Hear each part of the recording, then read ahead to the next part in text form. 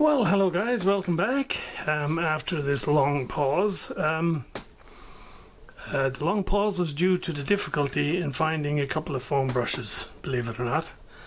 So when I last left it off, I made a comment that I didn't have any, so I'd nip around the local hardware store and get some. And they didn't have any. And it's one of these quite large department stores, so you know their paintbrush section had every sort of brush, but none of these guys. And I checked the wallpaper section, no good.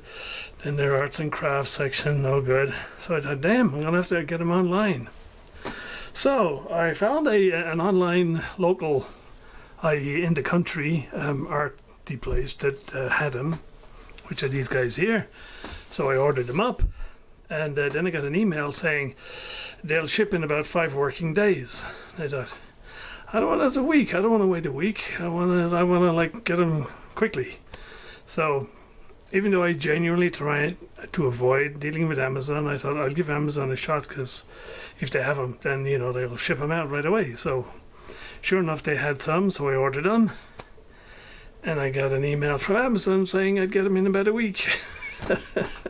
So sure enough, both of them arrived by post today, exactly a week later.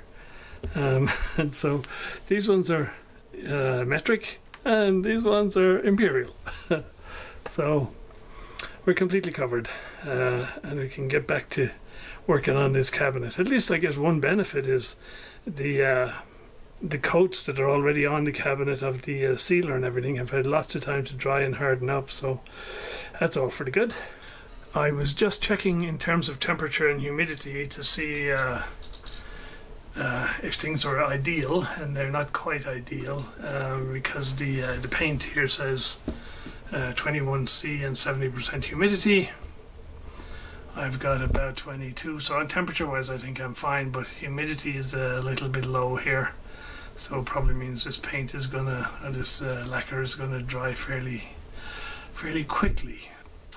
Anyway, my digital and my analog meters don't really coincide. So I got 45% humidity according to Mr. Digital, and over 55% humidity according to Mr. Analog. So temperature wise it seems to be okay, but not in the hygrow. Anyway, let's get that cabinet back up on the bench and stir up some paint or lacquer, and let's get going. So at this stage there's 4 coats of the gloss lacquer on here. So I did 3 yesterday and 1 the day before. I'm gonna try and do another 4 today if I can, and then we'll evaluate the situation, and hopefully there'll be enough on there. If not, we'll go for further 4 coats. Boring stuff, so I won't be videoing much of this. And here we are 1 day later, and three more coats applied. I think it's going well at this point. So we're at 7 coats now. I'm going to do 3 more today, that's the plan, and then we'll be done. And we'll see about flattening and polishing and everything else. But yeah, it's going on nice and smoothly, especially this top surface where it can sort of flatten on its own account. You can see the brush strokes and the verticals. But hopefully it'll all sand out okay. Right, nothing much else to see here. Moving on. For the metalwork, I decided we'll go with gold color. I think the combination is nice. You get a glossier finish if you just spray straight on the metal. Couldn't really do it over here because it was so badly pitted, so I had to put primer on it underneath. And in my experience in the past, putting a bit of primer on knocks some of the sheen off the gold color. And unfortunately, I've never been able to find a way of putting clear coat on top of a gold finish. Any sort of clear coat seems to react with the gold paint, and it starts to slowly turn a rather unpleasant shade of brown.